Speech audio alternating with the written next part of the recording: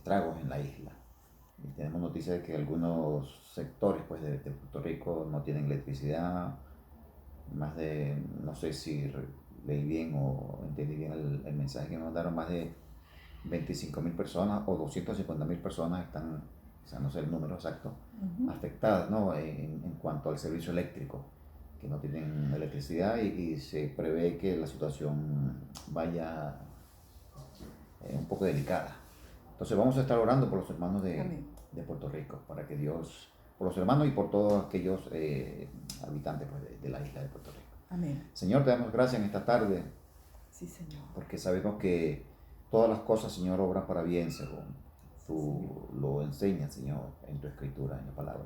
Amén. Señor, no obstante, muchas cosas no entendemos por qué suceden. A veces cuando nos afecta, Señor, una situación adversa, un problema, muchas veces no entendemos lo que está pasando y por qué estas cosas suceden, Señor. Muchas veces nos vemos afectados por problemas de salud, nos vemos afectados por problemas de habitación, problemas de toda índole, Señor. Y en este momento los habitantes de Puerto Rico, de esa isla tan hermosa, Señor, en el Caribe, están pasando por una situación, Señor, fuerte de una tormenta, Dios mío, que está tocando pues el territorio de la isla, Señor. Muchas personas están siendo afectadas por este fenómeno natural, Dios mío, que suele suceder en los meses de septiembre, octubre, Señor, allá en el Caribe. Señor, te rogamos por todas aquellas personas, aquellos hermanos, tus hijos, Señor, todos aquellos que están allá, que de una u otra manera están padeciendo, Dios mío, las inclemencias del tiempo, Dios Santo. Que tú les guardes, que tú les cuides, Señor, que preserves sus vidas, Dios mío, que ellos puedan superar, Dios Santo, con total salud y con total bienestar, Dios mío, aunque puedan perder algunas cosas de sus enseres, Padre Santo, pero te pedimos por sus vidas, Dios mío, que tú preserves la vida de los habitantes de Puerto Rico, Señor. Y seguramente esta tormenta también se dirigirá a otras partes del Caribe, Señor. Por donde pase, Dios mío, te rogamos que tú metas tu mano poderosa. Guardes, Señor, las vidas de aquellos a quienes esta tormenta pueden afectar, Padre mío. Señor, entendiendo que todas las cosas están en ti, Señor, en tus manos, y que todo pasa por algún propósito, Dios mío. Te rogamos que estas personas que están allá, los hermanos, todos allá en la isla del Caribe, Señor, en Puerto Rico, puedan entender, Dios mío, que tú obras, Padre Santo, conforme a tu voluntad, Dios mío. Y que todo esto, Señor, es conforme al designio, Señor, de tu voluntad para ellos. Y que ellos puedan aprender, Dios mío, que solamente en ti, aunque se pierdan las cosas, se pierdan los bienes, Señor, que en ti, Señor, está la salvación, que en ti está la seguridad, que sus vidas están ancladas en ti, y Señor, y que tú dispones de sus vidas, dispones de ellos, Dios mío, porque tú eres Dios y tú eres el Señor. Te rogamos, Padre Santo, que podamos todos entender cuando las cosas negativas nos afectan, Señor, que nuestra naturaleza humana, Dios mío, pueda entender que en todo esto está tu mano poderosa, Señor, para enseñarnos que tú eres Dios, que tú eres el Señor y que todas las cosas están sujetas a ti, Señor. Aún las cosas de la naturaleza, Señor, los mares, los vientos, los terremotos, todo, Señor, está en tus manos, Padre mío. Tú tienes el control de cada situación, Dios Santo, aunque muchas veces, Señor, no lo entendemos, pero tú estás al control de todo, Señor. Tú nunca lo pierdes ni jamás lo perderás, Señor. Siempre tú estás al control. Y, Señor, dependemos y estamos bajo tu cuidado, Señor. Te rogamos entonces para los hermanos de Puerto Rico, para todos los habitantes de Puerto Rico, Señor, todos aquellos que están afectados, Señor, por esta tormenta, este huracán allá, Señor, usted los bendiga, los guarde, Señor, y que les dé una salida, Dios Santo, poderosa, en victoria a pesar de la situación, Dios mío. Te lo rogamos en el nombre de Jesús, Señor. Amén y amén. Aleluya.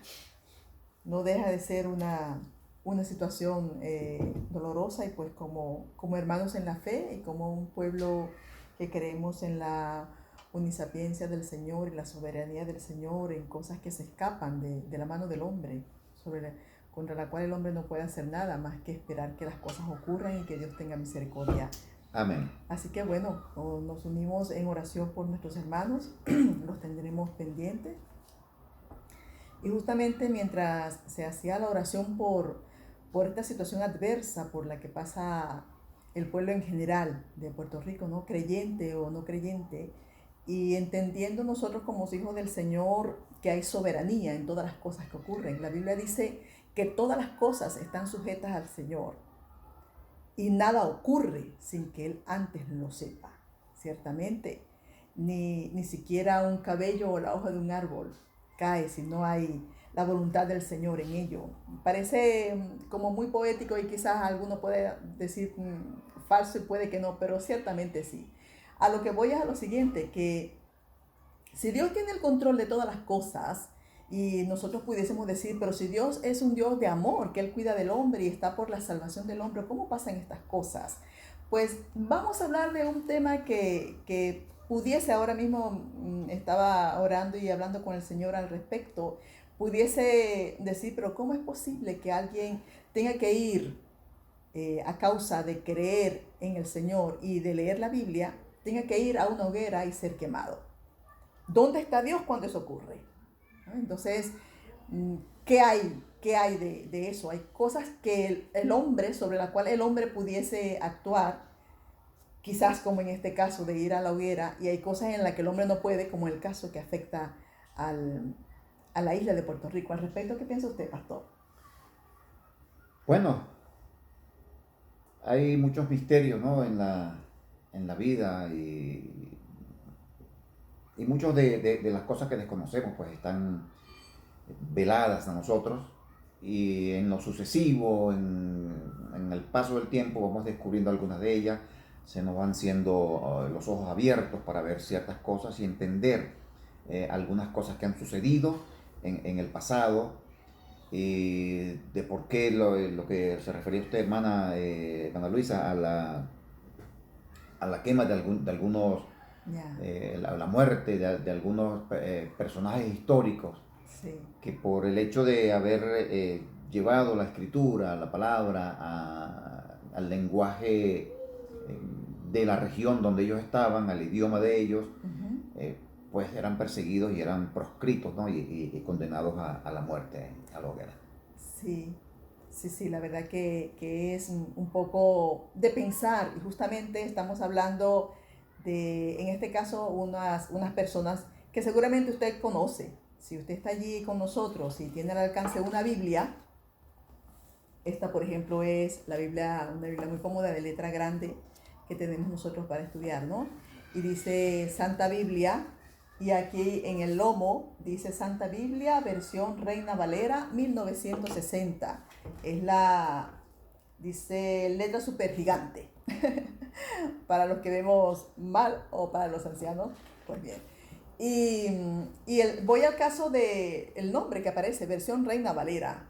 Entonces, justamente Reina Valera, pues son los apellidos de dos españoles que una vez se opusieron a las enseñanzas de la Iglesia Católica Romana aquí en España y decidieron traducir la Biblia desde los originales griegos a la lengua castellana.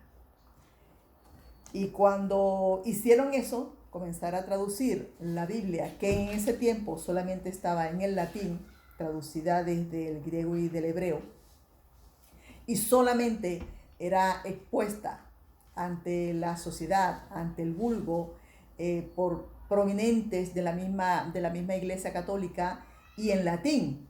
Entonces, claro, el hecho solamente de traducir esa Biblia al castellano para que el pueblo de España de ese entonces, ¿no? Tuviese cada quien en su casa ese libro que sabía que podía cambiar la vida de las personas, decía Casiodoro de Reina. Y él quería que el pueblo tuviese eso en sus manos y no dependiese del mensaje de otro, sino dar la posibilidad a la Biblia de que operara en el interior del hombre. Al leerla, él tenía la certeza de que sus congéneres, los españoles que tuviesen la Biblia, iban a poder ser transformados a través del Dios de las Escrituras. Y pues eso hizo que Casiodoro de Reina y Cipriano de Valera, quien la tradujo posteriormente, tuviesen que huir de España debido a la Inquisición, que para ese entonces estaba siendo efectiva en provincias como la de Sevilla por ejemplo. Y Valladolid. Eran unas fuentes muy férreas contra el que decía otra cosa que no fuese acorde con lo que estaba establecido con la Iglesia Católica Romana, llamando a esas personas proscritos o herejes. Y justamente hay un comentario que hizo Antonio Muñoz Molina a raíz del 450 aniversario de la Biblia. Hay una Biblia que se llama, porque lo tiene ese nombre, la Biblia del Oso. No sé si alguna de las personas que está oyendo esto o que oirá luego esto sabía de esta Biblia. La Biblia del Oso fue una Biblia traducida directamente de los originales griegos y hebreos para el año 1543, si no me equivoco, con un Casiodoro de Reina, y le decían la Biblia del Oso porque aquí en la portada, ¿no? en la portada de la Biblia, pues tenía un oso tomando de un panal de miel que estaba en un árbol, ¿no? Entonces él entendía que la Biblia es dulce, ¿no? Dulce como la miel, y tiene la fortaleza y da la fortaleza del oso. Y entonces se llamaba la Biblia del Oso. Y el comentario era relativo a eso, al 450 aniversario de la Biblia del Oso. Hay un comentario que quisiera hacer que dice aquí: los grandes textos de las religiones, de todas las religiones que usted pueda haber oído, el hinduismo, el budismo, la religión irania, la cristiana, la musulmán, todas estas religiones tienen un texto, ¿no? Tienen un libro en el cual se fundamentan ellos y a raíz del cual lo que les ayuda a desarrollarse en este mundo en el que ahora vivimos y lo que vivieron en su tiempo cuando fue desarrollado el libro. Y se denominan textos sagrados, justamente porque es una religión o una doctrina la que se dicta o la que se proclama o la que se extiende a raíz de esa escritura. Y entonces, como libro sagrado, pues la Biblia entra en el lote de estos libros sagrados, porque hay una sociedad que se rige por los mandamientos y las normas que ella da. Sí, que hablan precisamente de su divinidad, ¿no? Que hablan de su cosmogénesis, de su cosmovisión, hablan de todo esto. Y esto no es ajeno. Yo creo que por ejemplo, los habitantes de América, sobre todo América Latina, hemos estudiado en bachillerato el libro de Popol Vuh. Por ejemplo. Popol Vuh es de los aztecas y los aztecas y los... Timotocuncas. No, Timotocuncas no, creo que sí. Pero bueno, eran de los aztecas de los sí, indígenas. Sí. Indígenas. Y ellos allí tenían por decirlo, su Biblia, ¿no? Claro, era una Biblia de traducción, de tradición oral. Se repetían sus versos, su contenido, generación tras generación, y hablaban de la creación del hombre de maíz, el hombre del barro, el hombre... O sea, tiene una cosmogénesis de sus principios acerca de la divinidad. Eso es. Y la palabra de Dios, o sea, lo que nos conocemos nosotros como la palabra de Dios, sí. que la tenemos condensada en este libro que comúnmente llamamos Biblia, ¿no? Sí. Precisamente también en su más temprano origen, sí. fue un libro o unos textos orales, se repetían de generación en generación, no había escritura, pero se iba pasando de generación en generación en forma oral. Sí, justamente el principio en este caso de la Biblia, que es el libro que ahora mismo nos importa, ¿no? Porque somos creyentes, cristianos, evangélicos, son los que estamos viendo y lo que vamos a seguir esta red. Y espero en el Señor que otro que no sea creyente también escuche este mensaje y conozca un poco más del Dios de la Biblia. Justamente al principio pues no había escritos, sobre los cuales volver a escribir y hacer la Biblia. La Biblia como tal no existía. Entendemos que Biblia lo que significa es biblioteca. Aquí tenemos condensados 66 libros, ya, una biblioteca. Y esta biblioteca pues está en dos tiempos, en un Antiguo Testamento y un Nuevo Testamento. El Nuevo Testamento establecido por el pacto de Jesús y el Antiguo Testamento pues en el pacto de Noé y el de Abraham. Entonces, estos dos principios, estos dos testamentos, pero bueno, ¿cómo salió el escrito?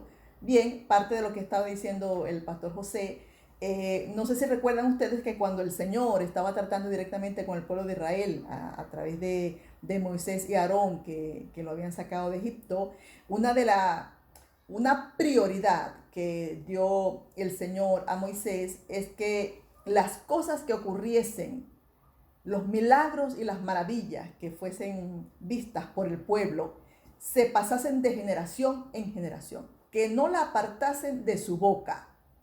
Entonces, yo, padre, le decía a mi hijo todas las cosas por las cuales yo había pasado, la forma milagrosa como fui libre de la esclavitud del imperio egipcio, qué pasó con ese pueblo, por qué ocurrieron las plagas, a razón de que yo estuve allí y lo que ocurrió en el camino. Yo me encargaría de decírselo a mi hijo. La primera Pascua, la que ocurrió cuando el ángel de la muerte estaba acabando con los primogénitos, pues yo también, cuando en el futuro se celebrase lo que conocemos ahora nosotros como la Santa Cena y nos preguntasen nuestros hijos la razón de ello, diríamos pues que estábamos celebrando el hecho de que el primogénito no murió y que el ángel de la muerte no pasó por nuestra casa. Aunque, si bien, para hacer una acotación para no caer en error, ahora mismo la Santa Cena no significa eso. La Santa Cena celebramos el retorno, la muerte, la resurrección y el retorno de Cristo. Pero para el tiempo histórico, para los judíos, recordemos también una cosa, que el judío no tiene el Nuevo Testamento. El judío se rige en vida, en cotidianidad, en norma de vivir con la Biblia hebrea, que son los libros del Antiguo Testamento de los cristianos. Entonces, esa manera de llevar la historia de boca a boca fue lo que permitió en un principio conocer qué era lo que había pasado a ese pueblo, qué le pasaba a ese pueblo. Recordemos también que incluso la Biblia habla en las crónicas y en los reyes que una de las razones por la cual el pueblo de Israel era odiado por los pueblos por donde pasaba es porque ese pueblo tenía un Dios. Y ese Dios lo había librado con mano fuerte del imperio del faraón, del imperio egipcio. Eso quiere decir que el resto de los pueblos que estaban, que iba él pidiendo permiso por sus fronteras hasta llegar a la tierra de Canaán, exactamente, eran pueblos politeístas que tenían más de un Dios. Entonces, el tener ellos a un pueblo que venía con un Dios, oye, pero es que ese Dios es fuerte y es poderoso. Mira, los sacó después de 430 años de Egipto y los trae por allí por el desierto y dicen que van a una tierra que les prometió. Entonces se generó una situación, una expectación alrededor de los pueblos que estaban de camino. Claro, ellos tenían noticia de lo que estaba haciendo ese Dios, ¿no? Sí. Ese Dios de los hebreos en su pueblo, el pueblo hebreo. Sí. Y Egipto era precisamente la potencia militar y económica de aquel entonces. De ese tiempo, O sea, sí. Y eran politeístas, y donde inclusive el faraón era considerado un dios. Uh-huh. Entonces, como una serie de dioses, un conjunto de dioses, Sí. no pudieron impedir que solo un dios, el Dios de los hebreos, Sí. lo sacara en forma milagrosa por allí, porque eso, la noticia se corrió, quizás con menos, menos velocidad que hoy día, claro. pero estoy seguro que los pueblos de alrededor de toda esa zona de Palestina, todo ese sitio por allí, Uh-huh. las noticias les llegaron. Sí. Mira, hubo una mortandad en Egipto. Uh-huh. Inclusive el heredero al trono también murió. Mira que se enfrentaron a un mar y el mar estaba allí e impedía que ellos cruzasen, los hebreos, y de forma milagrosa se abrió y ellos pasaron en seco. Pero no solamente eso, ellos pasaron en seco, pero cuando entonces el ejército, cuentan ellos la historia, ¿no? Sí, Cuando sí. pasaron por allí, las aguas se cerraron. Y hay algunos escépticos, ¿no? Que piensan que esto es fábula, que esto es, Sí, que es mentira. que es mentira. Sí. Pero váyanse a la arqueología, vean sitios y no sé exactamente la fecha, pero tampoco es de data reciente, pero hace algunos años se logró ver desde arriba, como especie de un satélite, donde un sitio donde probablemente cruzaron Los israelitas. los hebreos, Sí. y se ve como que hay allí como una columna o algo conmemorativo de algo que sucedió allí. Ujú. Entonces, y era un sitio bastante probable por donde ellos pasaron. Entonces, la Biblia, inclusive, yo he escuchado personas que dicen con absoluta confianza y certeza que este es un libro de mentira y que Dios no existe, comprobado científicamente. O sea, Científicamente. comprometen ellos, A ¿no? la Esta persona a ciencia en la este ciencia, asunto. Sí, sí. donde antes bien cientos de científicos en todo el mundo son cristianos, y, se concuerda que la Biblia o la palabra de Dios no choca con la ciencia, ni la ciencia con el Señor, porque es la palabra de Dios. Entonces, mal pueden mucha gente actuando en forma ignorante, ¿no? Cada quien tiene su punto de vista, su planteamiento filosófico, Claro que sí. pero nosotros creemos que la palabra de Dios es la palabra de Dios y es verdadera, es más cortante que espada de dos filos y se cumple. Yo les invito a aquellos que detractores, ¿no? de la escritura, analice la escritura, estudie la escritura sin el deje de sesgado, ¿no? Ujú. Yo voy ahí, no, estúdiala libremente, como muchos han hecho, como muchos que se consideraban ateos o personas que no creían en Dios, pero estudiando la escritura de forma honesta, Sí, honesta, exactamente. honesta, dices, bueno, vamos a estudiar la escritura De manera de objetiva. manera objetiva. Sí, Entonces acordaron y concordaron para ellos mismos que la palabra de Dios es cierta. es cierto. ¿Qué le queda a esta persona? Decidir por Cristo o no. Pero ya conocen la verdad de Cristo, y que la palabra esta que tenemos nosotros acá, fue producida por Dios, inspirada por el Espíritu Santo, dada al hombre para tener en ella una línea, una manera Sí, una manera de vivir. de vivir, de Sí, sí, conducirse. de conducirse. Ciertamente, porque hablando en el caso, por ejemplo, del mar que fue cruzado por los hebreos, se ha encontrado hasta ruedas de lo que pudo haber sido el carruaje de un faraón. Y sí, se puede, conjeturan y certifican posteriormente que ese pudo haber sido el lugar por donde pasó el pueblo en seco, que posteriormente se cerraron las aguas y se ahogó todo el ejército del faraón. Esa es una de las cosas o una de las historias que, aunque parezcan fantásticas, son reales. Hace unos días estaba yo leyendo un libro justamente de la manera cómo leen o cómo llega la Biblia, el contenido bíblico, cómo llega al judío, ¿no? Y entonces el judío recomienda, en su sintaxis, en la manera como ellos interpretan el Antiguo Testamento, que es lo que ellos manejan como libro, que la Biblia debe verse en el contexto. Cuando se lee un texto, un capítulo, un libro, hay que leerlo, hay que leer la letra. Ellos comienzan leyendo la letra. ¿Qué es lo que yo tengo aquí? Entonces, lees el capítulo, lees el libro, lees 2 o 3 capítulos que te parece que son los que tienen la seguidilla de una historia tal. Leer esa letra, ¿no? ¿Qué me dice esa letra? ¿Qué me dice esa historia?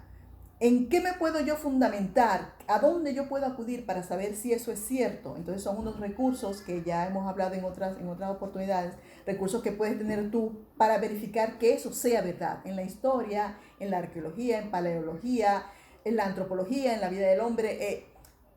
Hay diversas fuentes, la misma literatura, porque no solamente del libro que tenemos ahora, de esta Reina versión, por ejemplo, de la versión Reina Valera de 1960, que la acabé de enseñar al principio, hay muchas copias anteriores, ¿no? Hay muchas copias anteriores. Entonces, el erudito, el que de verdad se pone a estudiar, puede ir a escritos y a manuscritos anteriores, y si pertenece a algún tipo de organización que pueda entrar, por ejemplo, al Vaticano, donde hay unos pliegues, unos escritos antiquísimos, puedes cerciorarte por ti mismo que lo que está escrito en esta Biblia, que puedes tú leer ahora en el 2022, pues tranquilamente pudo haber comenzado su origen en el quizás en el 587 antes de Cristo. ¿Por qué el 587 antes de Cristo? Porque fue el tiempo cuando el pueblo regresa a Jerusalén a reedificar el templo y los muros, que es cuando Ciro, utilizado por el Señor y cumpliendo las profecías, ¿verdad?, deja ir al pueblo. Entonces Nehemías, Zorobabel y Esdras el sacerdote pues comienzan a recopilar historias, y todo lo que ha venido de tradición pues se comienza a copiar. Y así se va haciendo material, de los fenómenos atmosféricos cuando se detuvo el sol, meteorológico, astronómico, cuando se detuvo el sol, cuando estaba en Gabaón, el cruce del mar, esas cosas que parecen mentira, pero están sujetas a una tradición, y el pueblo pues oyendo ciertamente y siendo fiel al que el Señor había dicho, que estas cosas no se apartaran de su boca, pues fue pasando de generación en generación y fueron copiando. Entonces es ciertamente, o sea, es fiel, lo que se dice es fiel. Y el hecho de que haya sido traducida por muchos para llegar ahora a nuestras manos en el castellano, pues no quiere decir que haya perdido de su origen. Antes bien, damos gracias al Señor porque su misericordia podemos, al menos nosotros los de habla hispana, tener una Biblia traducida al castellano, como esta que tenemos. Ahora, por ejemplo, si nosotros leyésemos, tuviésemos la oportunidad de leer la Biblia que tradujo Cipriano Cassiodoro de Reinas, uh-huh. De verdad que no entenderíamos ese castellano, no lo entenderíamos. Para nosotros sería incomprensible. Vamos a ver, el castellano, como todas las lenguas, van evolucionando, Sí. van adoptando nuevas palabras, nuevos modismos, nuevos matices. Sí. La globalización, que no es un fenómeno de data reciente, aunque se habla mucho de globalización, siempre ha existido, pero en menor alcance que ahora. Sí. Y vamos nosotros añadiendo palabras de otros idiomas, claro, enriqueciendo nuestro... Por ejemplo, se me ocurre ahorita la palabra almohada. La palabra almohada es una palabra de origen árabe. De origen árabe. Por la influencia de los árabes cuando estuvieron aquí en la península ibérica. Entonces, aljibe, por ejemplo, es otra palabra. Sí, la J, la H. Sí. Entonces, esas palabras poco a poco han sido incluidas, ¿no?, en nuestro castellano. Entonces, cuando estos escritores tradujeron la palabra, estos sacerdotes, porque eran sacerdotes, eran católicos romanos, sí. Vamos a hablar de católicos romanos, monjes, sí. Ellos utilizaron el lenguaje. Vamos a recordar, en ese momento, en 1585, por ahí, que fue la obra de Cipriano Valera, el castellano no era considerado una lengua. Para comenzar, no era considerado una lengua. Sí. Entonces, fíjate y también, si nosotros entendemos la historia y estudiamos, nos vamos a los eventos pretéritos, ¿no?, todos aquellos eventos pasados, vamos a comprender muchas cosas de la actualidad. Porque hay razones que, si nosotros muchas veces, por nuestra posición ideológica, religiosa, pragmática, o sea, por cualquier situación, nosotros muchas veces sesgamos o no tomamos en consideración otras opiniones, sino que nosotros, nuestro mundo, lo reducimos a nuestro espacio. A nuestro espacio. Sí. Nuestro cosmos será lo que creemos aquí. Uh-huh. Y evitamos cualquier intromisión. Vemos intruso todo. Sí. Entonces, hay razones históricas por las cuales la Iglesia Católica Romana no quería, lo voy a meter en comillas, no quería que la palabra estuviese en manos del pueblo, en manos del vulgo, por llamarlo de una manera. Del vulgo, no quiero con esto ser despectivo, sino del común, de la gente común, de pie. Del resto de los fieles que van a la iglesia. De la gente de a pie. La gente de a pie, sí. Entonces, para aquel entonces, quizás uno de cada 50 o de cada 100, no sé, no tengo la estadística, sabía leer y escribir. Escasos. Muy escasos. Y se consideraba para aquel entonces alguien sabio, alguien que por lo menos sabía escribir su nombre en cualquier lengua, en el inglés o... Hablando en el caso de la escritura, no del conocimiento. No del conocimiento. Ajá. Entonces, se consideraba una persona sabia, mira, porque él sabe, por lo menos hace y escribe su nombre. Sí. y sabe leer un cartel o algo, era considerado una persona sabia. Entonces, todos aquellos que no tenían acceso a educarse, entonces por supuesto no podían manejar ningún texto cualquiera que había allí de los manuscritos, y mucho menos Claro. la escritura que se supone que es palabra de Dios. Y no fue hasta cuando el alemán Gutenberg comenzó con la impresión, Ujú. ¿verdad? Y los libros comenzaron a editarse en forma mayoritaria, porque anteriormente, recuerden, eran manuscritos, todo manuscrito.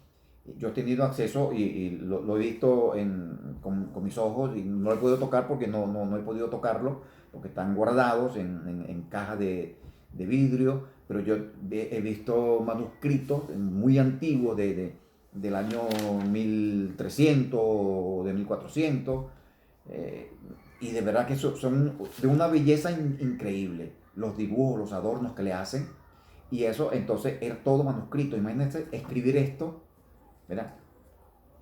Letra por letra, mojando la tinta, escribiendo allí, mojando el lapicero, quise decir, y escribiendo. La pluma. La pluma, ¿cuánto tiempo tardaba hacer esto? Sí. Y consideren ustedes, si se le caía una gota al escrito, una gota de tinta, ese escrito era desechado y se volvía a comenzar.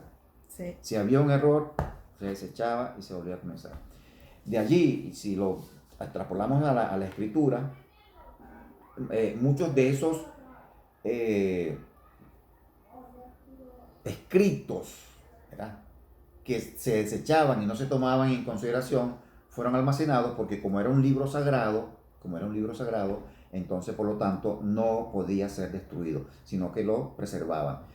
Si había un error de interpretación, un error en la traducción, también se dejaba aparte. Y esos escritos, según los entendidos, esos escritos son los que realmente han llegado hasta nosotros. ¿Por qué? Porque no se usaban. Los escritos que sí se usaban, los que quedaban perfectamente en el sentido de la traducción o de la escritura, que no tenían ningún error en cuanto a su escritura, esos escritos pasaban de mano en mano, se leían, se manipulaban, se desgastaban. Pero los que llegaron a nosotros, muchos de esos escritos son los escritos que tenían errores. Con esto no quiero decir que la Biblia contiene errores, no. La Biblia es infalible, la palabra de Dios es verdad. Así es. Es la verdad absoluta. Por eso Cristo dijo, yo soy el camino, yo soy la verdad y yo soy la vida. Cuando Él decía, yo soy la verdad, Él es el verbo, Él es la palabra. Por lo tanto, la única verdad absoluta es Él. Con lo cual, esto es la verdad absoluta. No quiere decir entonces, hermano, que no tenga omisiones, que no tenga algún añadido de interpretación privada de alguien. Por ejemplo, se acostumbra y se habla mucho del 666, ¿ya?, del 666. 66. Y inclusive en algunos países he tenido noticias, hermanos que le ha tocado en la placa de su coche, de su carro, la matrícula, el 666. Y andan como desesperados para sacarse esa matrícula porque ese es el número del diablo, de la bestia. No, ese es un número, que no es estudien la escritura y vean que el 666 no fue el que escribió Juan, fue otro número. Yo no me quiero meter en ese tema, pero indague. No es el 666, es otro número. Con lo que le quiero decir es que cada escritor, o sea, cada traductor puso de sí, puso su interpretación, puso su análisis. Y recuerden, eran hombres que estaban escribiendo y se cansaban, y se agotaban. Pues, ponte tú con una pluma de esa, con un tintero, a escribir bajo la luz de una lámpara, bajo la luz de una vela, en un sótano, con frío, con rata, con todo, y escribiendo, pasar horas y horas y horas escribiendo. Tú te cansas como cualquiera. Ellos 50 años de 50 pasó, años. Sí. Entonces, la palabra que nos ha llegado, nosotros confiamos y tenemos la certeza que es la palabra de Dios, Pero tenemos que tomar en consideración, hermanos, la historia de cómo nos llegó esa palabra. para que realmente nosotros sintamos el aprecio por ella, porque nos llegó de manera, por decirlo, milagrosa. Comenzó en forma oral, luego se iba plasmando y hasta que la tenemos con nosotros.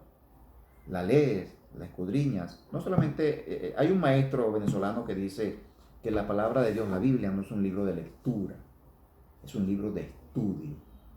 No es para abrirla en el Salmo 90 o 119 o lo que sea, el Salmo 23, y tenerlo como un fetiche allí lleno de polvo. No, este libro es para escudriñar, para estudiarla e internalizarla y vivirla. Así es. Vosotros escudriñáis la Biblia porque parece que ya hablan de mí, le decía Jesús a los fariseos. Ciertamente la Biblia habla del Señor y es nuestra norma de vida y nuestra norma de conducta. Bien, ha sido un placer poder compartir con ustedes este momento relativo a la Biblia, el mes de septiembre, el mes de la Biblia, que celebramos en muchas de nuestras iglesias. Y bien, la paz del Señor sea con todos. A ver si nos podemos ver el siguiente domingo a las 7. Amén. Dios les bendiga. Bendiciones, bendiciones.